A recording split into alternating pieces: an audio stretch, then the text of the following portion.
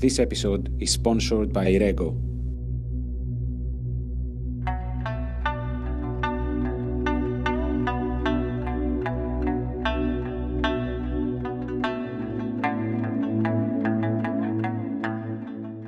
George Nakashima was a trained architect, a designer, a thinker, but he called himself woodworker. For nearly 5 decades, he lived in New Hall, Pennsylvania, crafting some of the most memorable and poetic pieces of furniture in the history of American design. Most people consider him the hero of the studio movement, and his pieces were the first studio furniture to be collected in the secondary marketplace. He integrated work, life, and the natural world which he admired when crafting furniture that grew out of his philosophy and belief that every tree deserves another chance, a second life, in his words. My father did believe that trees have lives. Some of them live better lives than others, and the ones who have lived a good life deserve a chance to have a second life through becoming furniture. He was religious, he was artistic, he was just a great human being. He listened to his clients. It's not as though they would come and be told what they wanted. He really integrated their needs and desires. For me, there's a certain spirituality in every work that I've ever handled by Nakashima, from his most Baroque to his most austere. I remember doing the flea markets in Lambertville back in the 70s, and even back then, in the early 70s, George Nakashima was iconic. Oh, that table looks like a Nakashima, people would say, and I really didn't know what they meant. I was 17 years old, but it stayed with me that this was important material. Nakashima furniture is practically unique in the catalog of the decorative arts. George Nakashima's furniture affords me the opportunity to mix a warmth and an organic element. The choice of woods, the choice of the base, the configuration of the piece, the placement of the butterflies, the use of sapwood, the myriad details that he can attend to, he's done brilliantly. In the early 2000s, a decade after his death, Nakashima had suddenly come into the international spotlight, and his furniture has since become regular in the marketplace. It all began with one coffee table that was offered for sale by the design department at Phillips, New York, at the time headed by James Zemaitis. I had just started at Phillips. This was the spring of 2001. It was my first time where I could curate my own catalog. In the middle of putting together the sale, I received a phone call from a woman outside of Princeton who was the personification of the typical Nakashima owner. Her and her husband had acquired 2 or 3 pieces. She was moving, she was downsizing from her big house to some sort of smaller townhouse, and she had this gorgeous Nakashima coffee table that she wanted to sell. And to be quite frank, I had never considered Nakashima for auction because it was continually being sold outside of New York. So I went to look at the table, I was blown away, and I realized by looking at the base, it was a conoid base, I believe, that there was a modernism implicit in the form. It just had this individual majesty, and it was when I really suddenly, really head over the heels, fell in love with Nakashima. His name and his work have gradually become known among collectors, and his best, most unique pieces have come to fetch 6 figures in the secondary market. Nakashima's furniture is now appreciated and sought after by curators, scholars, and collectors, recognizing his place in the pantheon of American design. It is sold in auction houses, art fairs, and high-end galleries led by Modern Gallery in Philadelphia, founded by Bob Eibel. By 1985, I had my first opportunity to buy the work of George Nakashima. And I never really thought about buying the work of George Nakashima. It hadn't been something that was on my radar. I was dealing in French Art Deco. But the beauty of the work and the incredible expressiveness of the work was something that I found so appealing that even though at the time people called it used furniture, I saw it as having a great deal more potential than that. Your father had hundreds of fans from all over the country who used to come here to New Hope, and they used to choose wood here in this storage to buy furniture from him. But it wasn't until about 10 years after he died that his name had become internationally known. What do you think he would say if he was living today, witnessing this amazing love and admiration? I could see him smiling and thinking that at last people understand what he was trying to do during his lifetime. And it's unfortunate, but a lot of great artists were not recognized until after they were gone. And in the beginning, I thought, well, Dad would either laugh or he would cry. I don't know. And what do you think he would say if he saw the prices that his furniture fetched today?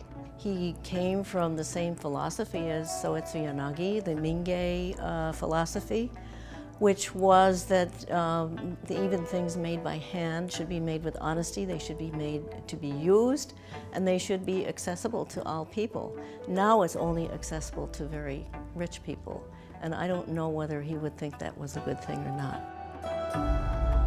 He summarized his philosophy in the autobiography, The Soul of the Tree. The tree, he wrote, is perhaps our most intimate contact with nature. Nakashima glorified the wood and its natural state and became fascinated with rare roots, exotic species, and ancient trees. In his hands, the dead came alive in the form of a table, a chest, or a chair, while the tree was giving another life. I really wonder, when you spoke to him, how did he convey this passion? How did he convey this idea, his philosophy? He didn't do it with words. Either he assumed I had read the numerous interviews about him, or that with time, by going through the archives, I would discover this. First and foremost, one has to remember, he determined everything. The shape of the spindles, the height of the chair seat, the height of the back, the length of the table, the proportions. So it was first George's words, determination, then secondarily, the wood was allowed to speak. As an interior designer, you buy a lot of pieces of George Nakashima furniture for your clients. Tell me about the process, first of all, of you selecting and also of conveying to the clients that this is a great piece. You break the evaluation of the furniture probably into two categories. There's the ineffable, and then there's the quantifiable. So in terms of the quantifiable, which is probably the easiest to deal with, you're aware of provenance and date of manufacture and the rarity of the wood and the rarity of the form. But then there are the ineffable qualities, and those are the ones that are much more difficult to define. There are those qualities in Nakashima that are very, very difficult to pin down. Do you have any advice for new collectors how to develop that? It is truly experience, and it's looking, and it's looking and looking again.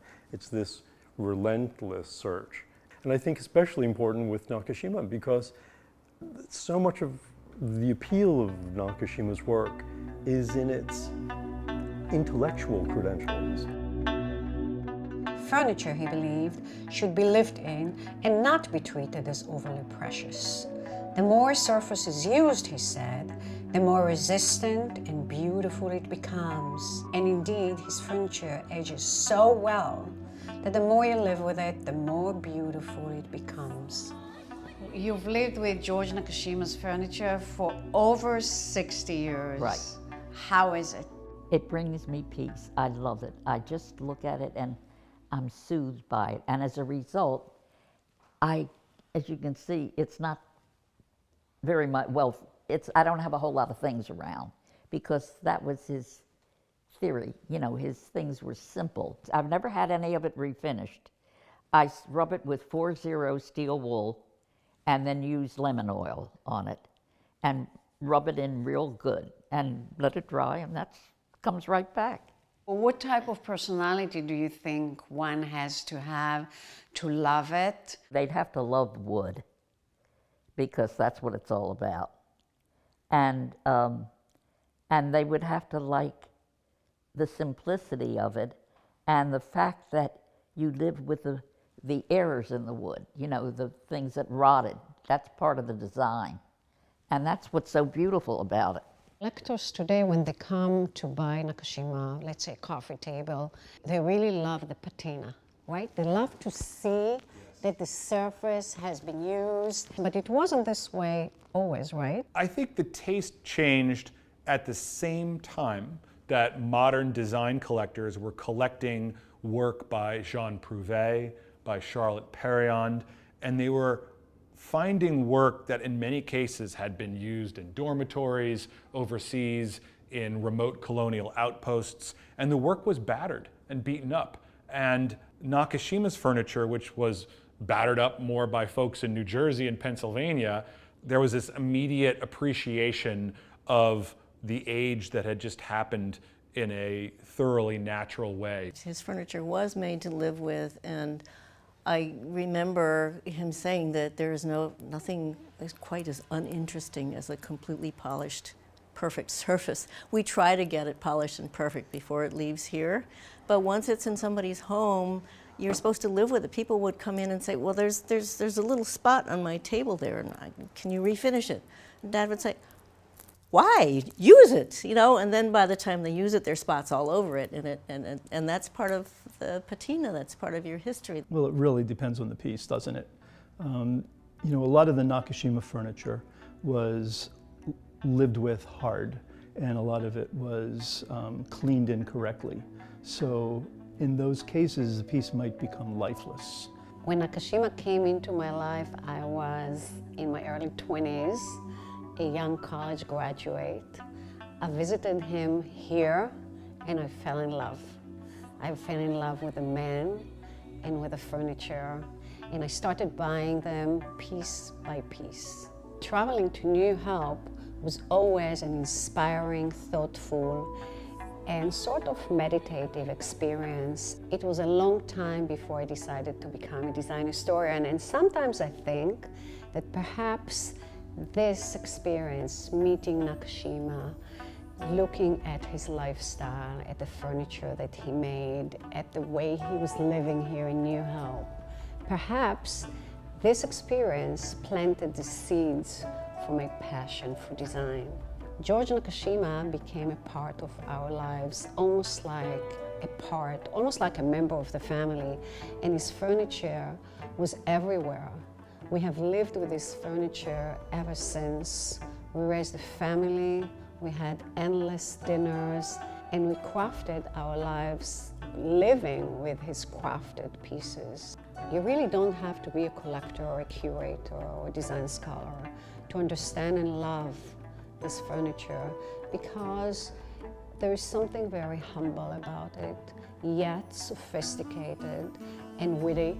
And once you begin living with it, it's very hard to part from it.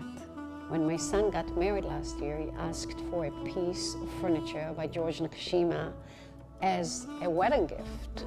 And I immediately went to Bob Eibel. Sometimes people will actually buy Nakashima pieces of furniture for a family member because it's something that they know the family member will have pretty much forever, and it may even stay in the family for generations. So it's a kind of a wonderful opportunity for somebody to give something that not only is meaningful at the moment, but potentially has a history in the family. My daughter had two friends that she was quite friendly with. They lived close. They all lived sort of right near each other. And whenever they came over, they loved the furniture. And their parents had traditional furniture. They'd never seen anything like this before. And so it must have stuck in their memory, because when they grew up, they both bought Nakashima furniture. How this furniture defines your taste, or whether your taste became defined by the furniture? It defined me to lessen and lessen things. So I got rid of more and more things. And when we moved here, I had an antique dealer come and she took so much stuff away. And I'm so happy, because I don't need all that anymore. What did you learn from George Nakashima? Elegance is simplicity. That's what I learned. So many types of collectors love to live with Nakashima's furniture, and it is used today by architects crafting some of the most stylish homes in the world. I've got clients that live with French Art Deco and mix it with George Nakashima. I've got clients that have American antiques that mix it with Nakashima. There are collectors for George Nakashima's work from literally almost every country in the world and almost every state in the United States. That is, his interest for his work started in the United States and primarily on the East Coast, but over the last 10 to 20 years, the interest has grown so dramatically, so there's no longer any geographical limit to his work. Nakashima's work appeals to people in all different environments as well. That is, people from the city, people from the country, people in any location. It really doesn't matter also what kind of home they have, because it works in mid-century homes, it works in contemporary homes, it works in traditional American homes, it works in Asian-inspired, influenced homes. I got into a collection not long ago. It was out in the Midwest, a really good collection. And I walked in and I looked at the pieces, and it had belonged to the woman's grandmother.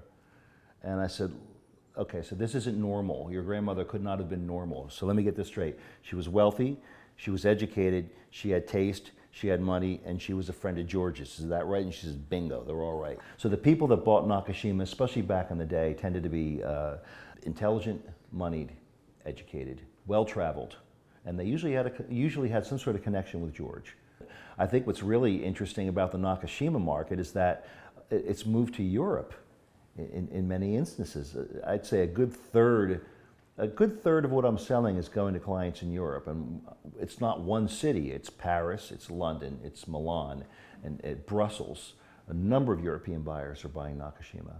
The very first collector that I remember was my godmother, and she wanted to furnish her Bethlehem Steel executive house in something a little softer, a little more interesting, a little more artistic, and then ended up buying a whole house full of Nakashima furniture. Oh.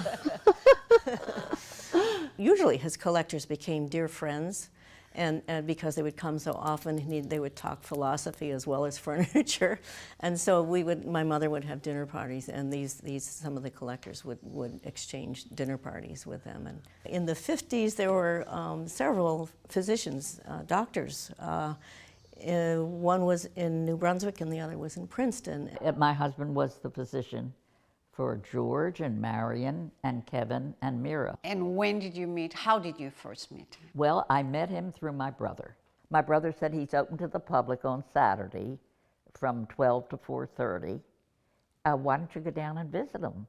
And my husband happened to be on call the next weekend, so I went with my sister-in-law, and I saw this little bench for $20, and I liked it, and I just bought it. And when I showed it to my husband, he loved it, because he had been in Japan for 2 years, and he had a love for Japanese things. So I said, well, would you like to get down and meet George Nakashima? And he did, and they became friends, and he looked at it, and the furniture said, design my dining room, my living room. Then next we did the bedroom, and then we bought little pieces in between.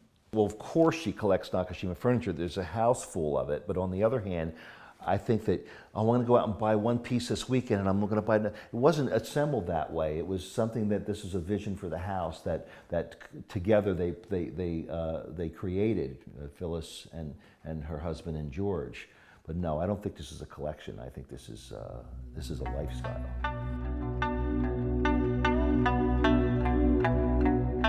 Nakashima was a man of the 20th century, and he pushed design forward as much as the century itself did. His language was an expression of his craft and the respect he had for the natural properties of the wood. Rather than discarding the edges, the cracks, the knots, and even signs of termites, traits that have traditionally been considered imperfect, Nakashima preserved, highlighted, and glorified them, turning these features into the focal point of each piece.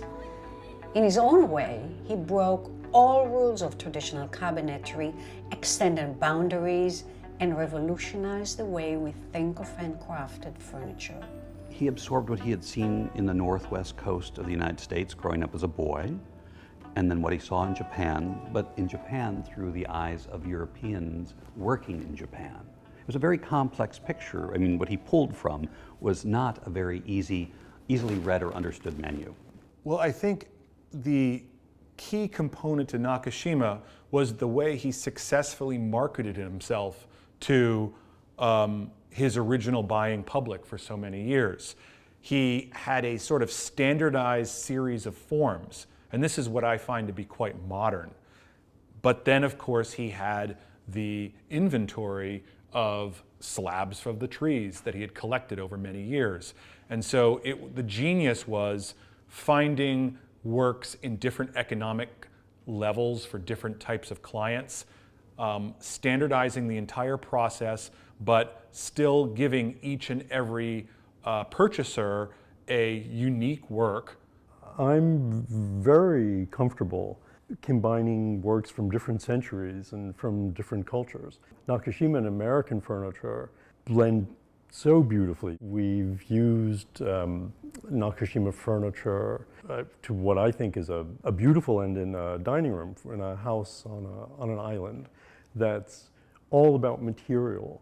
The room is paneled in boards that were cut from a tree, felled in the 18th century for shipbuilding, that were lost in Boston Harbor, dredged out of the harbor, and then milled into paneling. His early pieces were based on fundamental simplicity and were severe, following Japanese principles, with some references to early American furniture. A portion of his career was the career that, to me, occurred after he left the camp and came out into the open and moved east to New Hope. Financially, they were somewhat strapped. They had to assemble property, materials, work. He had to promote himself. He had to sell the material. So the early work is not as adventuresome. He's not taking big chances. It's really not until the 50s when clients began to seek him out from Philadelphia and other affluent communities, and as he became better known, that frankly his funds were better, and he could buy better wood. He could buy richer flitches of wood. He could experiment more. Starting in 1943 approximately, and actually 1941, and up till about 1952, George Nakashima's work was quite different than what happened after 1952. He was not using free edges that often. He was, generally speaking, designing pieces of furniture, each one as a custom design for a client, because he didn't have a catalog at that point. He was finding his vocabulary. The Nakashima work from the 40s basically has a very limited audience at this point in time. And I think personally that that's a mistake, because I don't think people really understand it. The market for George's work is, generally speaking, for the wilder the piece, the more free edge the piece, the more interest people have. However, the work from the 40s is very restrained. So there are fewer people who are, and I don't want to say it in a negative sense, but sophisticated enough to really understand the design process that was going on. What's the market for the earlier work? If it's a germinal piece, if it's the first Kornbluth cabinet, it's the first one of these, if it's a special form you only made early on, there's going to be a really good market for that, but mostly from academics and super advanced collectors. The average buyer is not looking for those. Nakashima had followers and admirers from the time he opened his studio in 1945. Nelson Rockefeller flew in his helicopter to New Hope and commissioned Nakashima with what has become his most celebrated commission, Rockefeller's Japanese house overlooking the Hudson River. The chairman of the board of the International Paper Company commissioned extraordinary pieces for his office, and for the Met, he furnished a reading room. My father was in Tokyo in 1934. He worked in the office of Antonin Raymond, who was one of the major innovative architects in Japan in the 20th century. And Junzo Yoshimura was one of his office people, and he was my dad's best friend. And Junzo had designed the motel on the mountain, and I think Nelson saw that and decided he wanted a house kind of like that. So he contacted Junzo, and Junzo did the architecture. And then when it came to furniture, Junzo said, well, I would like my best friend, George, to do your furniture. I think that's how that happened. And do you remember your father working on this commission? Yeah, we worked. Tell me, this was big. Yes, it was big. And I didn't realize how big it was. I was only working on the shop drawings at that point, and Dad was doing the conceptual drawings. I do remember that it was in the early 70s, just at the first oil crisis, or I think it was one of the first oil crises in the US, and they sent a helicopter to pick up my father to take him to the building to look at. It was a major project. It went on for quite a few years, and in the process I think my dad was acquiring some exotic lumber, and he used a lot of his most exotic lumber in that house. Perhaps his most famous commission was the Rockefeller Commission that was done up in Pocantico for Nelson Rockefeller and his wife Happy. And we knew that it was something special. It had been illustrated in numerous magazines. So we received permission to go up and to look at the pieces. Everything was imperial that they had. The scale, because it had to suit the house, was enormous. And there weren't many pieces we could take. But the one piece that was most stellar was the enormous bench with the wonderful spindles that just flowed like islands in the stream.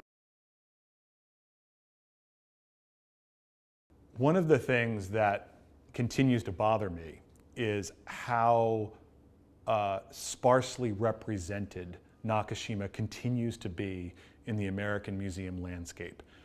He is well covered by museums that focus just on craft. And there are also museums such as the Metropolitan Museum of Art and its reading room, the James Michener Museum, who acquired, in a sense, period interiors of Nakashima that you can sit in and use. But there are still many museums, including the Museum of Modern Art, that have marginalized him into a certain bucket, craft. One of the most important commissions that George Nakashima ever had was for the International Paper Company headquarters in Manhattan. He was asked to do things that were completely different from almost anything else he'd ever done, if nothing else in terms of scale.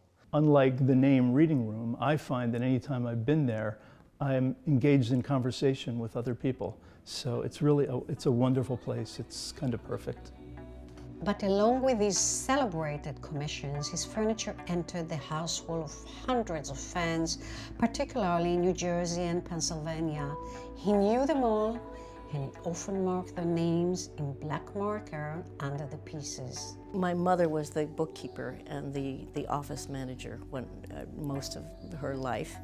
And she kept all the order records on 3x5 cards. So if people know the name of the original purchaser between 1954 and 85, they're pretty easy to find. They're all filed alphabetically. In terms of evaluating what something's worth, there are a multitude of areas you have to look in.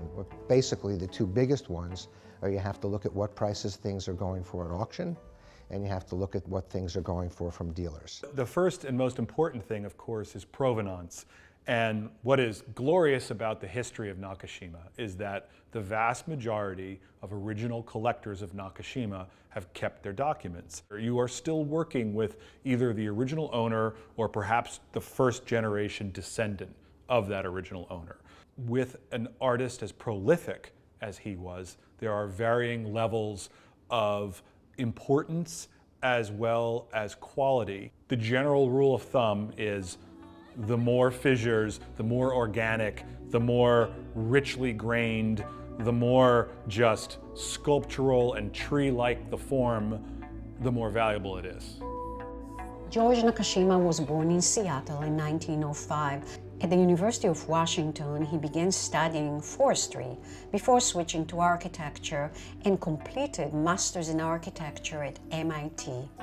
The Great Depression brought an end to most construction in America and halted opportunities for young architects.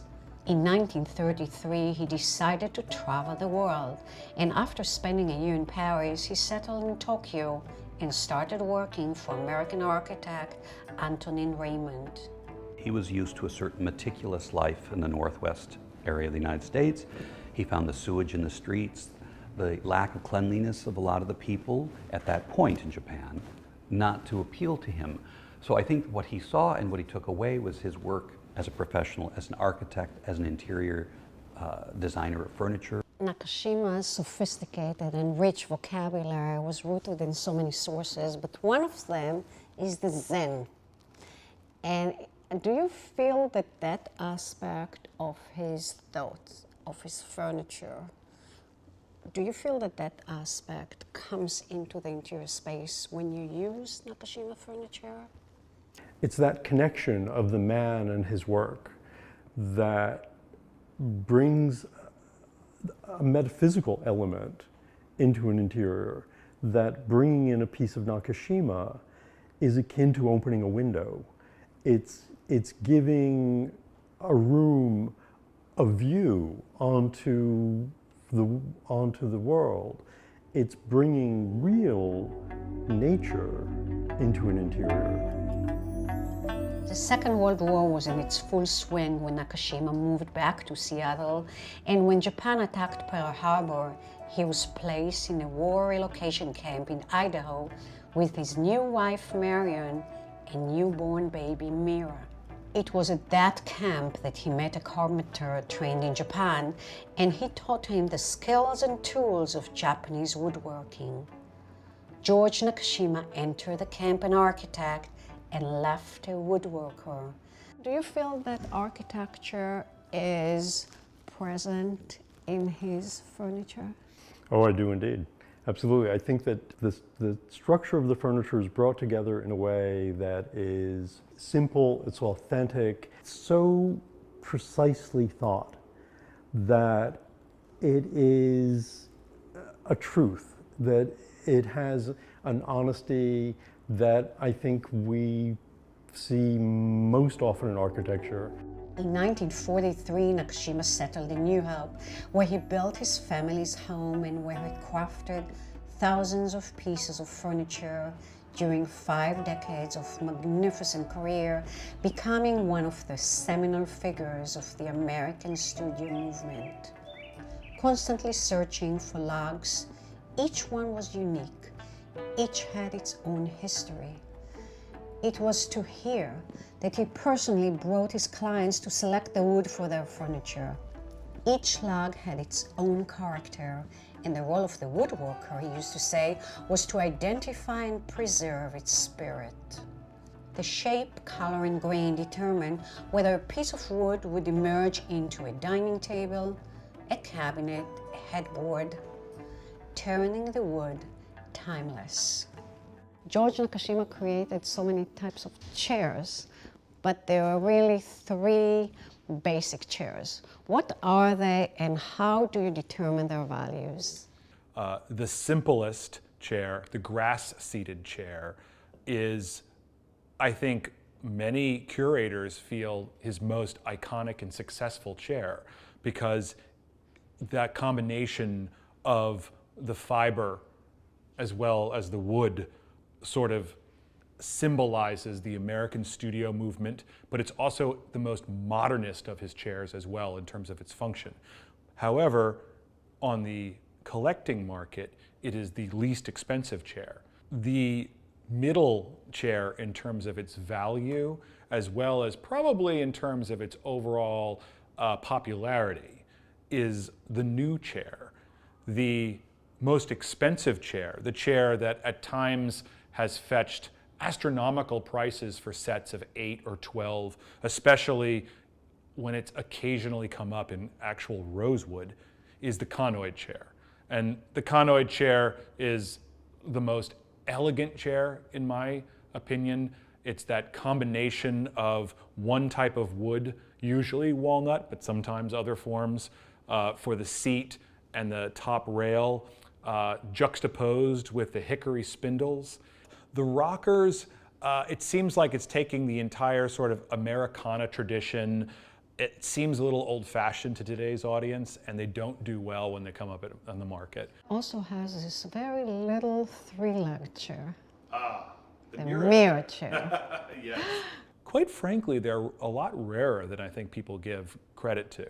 The grass-seated chair, the regular chair, comes up far more frequently than some of these smaller Miro chairs. The best coffee table for Nakashima, I think, is widely considered to be the pieces that employ a table somewhat like this, where the top is a burl. This is an English oak burl. The other part of this table that makes it extremely impressive is the use of the base, because in the early years, many of the bases were simply 4 legs or 3 legs, turned legs. But in 1958, when he started to develop the conoid line, he began to bring in architectural bases. The juxtaposition of these wildly freeform, beautiful tops and these very structured architectural bases makes him totally unique in the history of design. Evaluating George Nakashima's coffee tables is a really difficult process, because the difference between one that is almost great and great may be a really slight visual thing, which I'll describe in a moment, but the price could be 5 or 10 times the price. When you get to the top of that pyramid, as it really gets to that point, the differences in quality create exponential differences in value. So the things that I look for, first of all, the wood surface itself, ideally free edge, at least 2 or 3 sides, if not a piece of free edge with a burl, so that spiky burl running around it, split but held together with butterfly joints, ideally of a second wood like rosewood, with some size to it, because as you know, they can be 2 feet, they can be 10 feet, but something that's not too big and not too small. Maybe a 7-foot coffee table that would fit in most houses, because size is a function. The base configuration. Is it a Mingorian base? Is it a conoid base? How exactly is the coffee table held up? Because that's part of the architecture.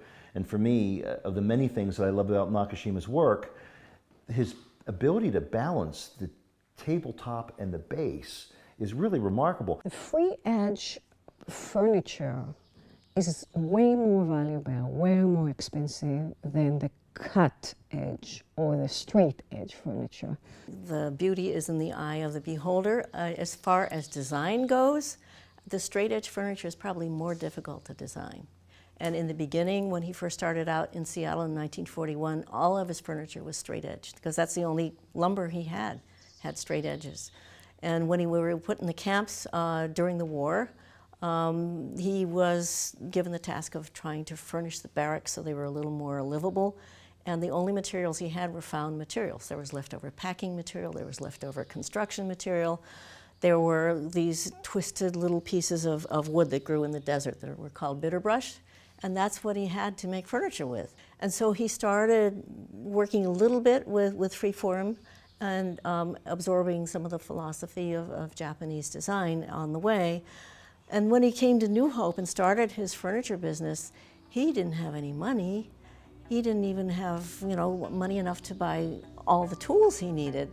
And he would go to the lumber yard and buy the discards. I mean, if you ever go to a sawmill, they cut off the outsides of the logs because they're crooked and they have knots and holes and cracks, and they get to the inside part of the log and then they can make nice straight edge lumber. In 1945, Nakashima began his first collaboration with the world of industry when designing a line of furniture for Knoll, at the time one of the world's leading manufacturers of modern furniture. While his studio furniture stood apart from industrial objects produced by Knoll, he described his venture as an attempt to fill a lag between mass production and hand craftsmanship. Nakashima designed his second line of mass-produced furniture, and this time for the Whitcomb Furniture Company of Grand Rapids, Michigan. At the very beginning, Whitcomb produced the furniture exactly like he said. Later on, they changed the configurations. He felt he had made an agreement with Whitcomb. And when anyone makes an agreement, you expect them to hold to it. And I think he was deeply disappointed. The Whitcomb pieces gave George the opportunity to design free without a client commission, without having to adhere to the limitations of a particular board.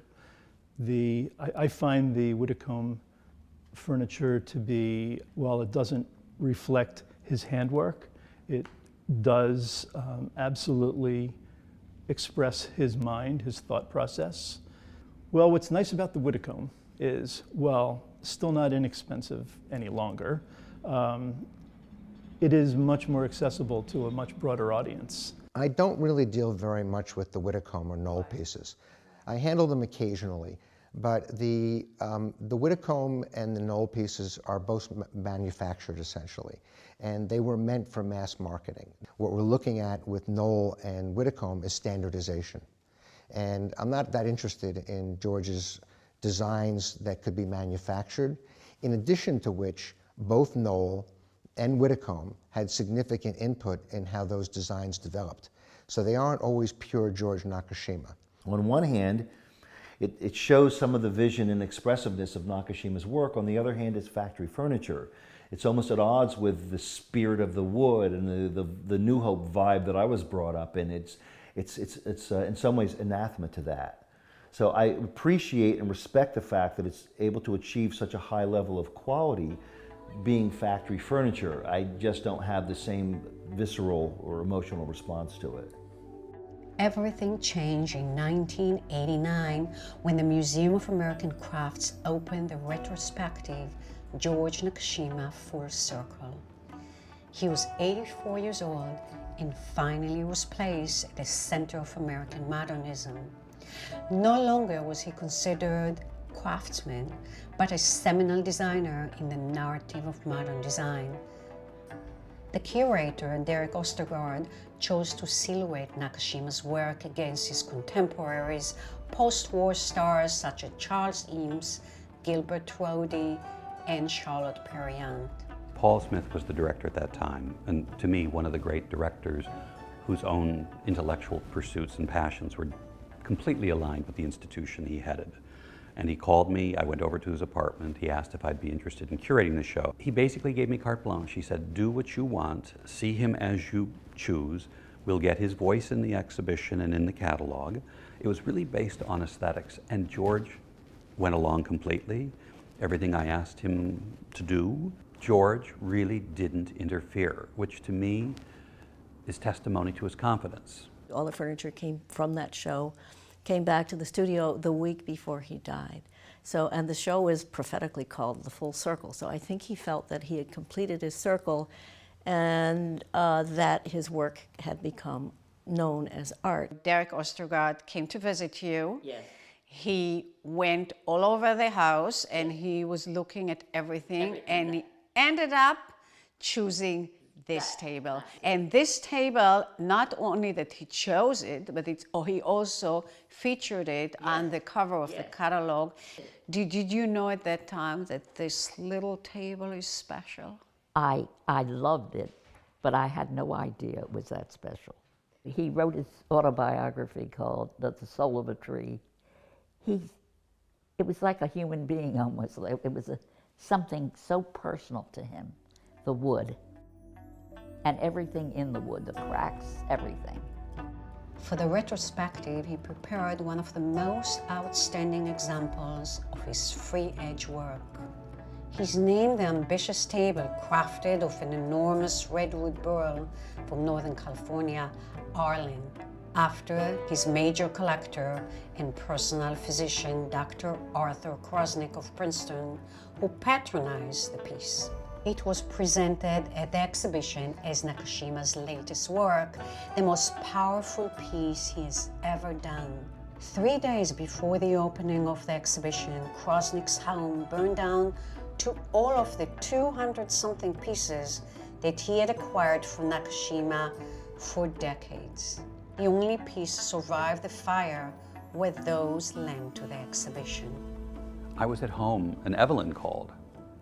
And she was very calm, but truly upset. I mean, of course she'd be upset. She lost everything. I mean, and it was not practiced. It wasn't done for the cameras. It was just Evelyn, who was a very strong person, saying it's going to be better than it was before.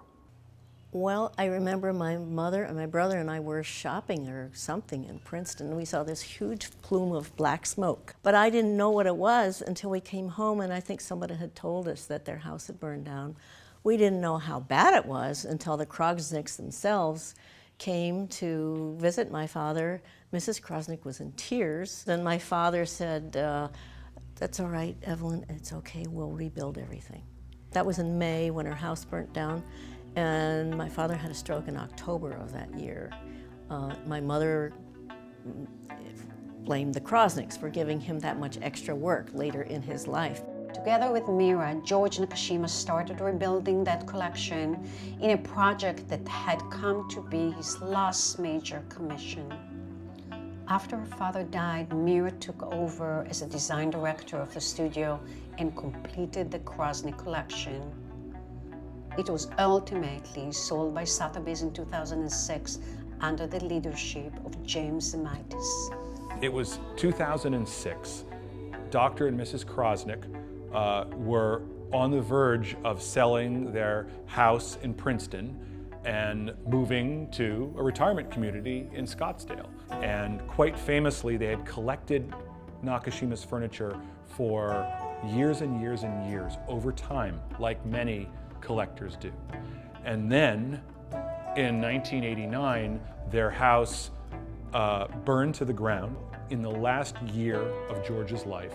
And then 1 year afterwards, finished with the close collaboration of Mira, the Krosnicks rebuilt their entire collection. And it afforded this family, the Nakashimas and the Krosnicks, to revisit their history together, not only rebuild, but create an entire new aesthetic that represents Nakashima not only in his final years, but at his most Baroque, at his most organic, at his most spiritual. And the pieces are magnificent. The wood is just the best wood you could possibly find. Nakashima was a woodworker and an American legend, but he was also an extraordinary man whose vision is living with us to this day. His language was born from the notion that the wood should speak for itself, not to cover, not to cut away, not to adorn, but to respect nature enough to give it the starring role.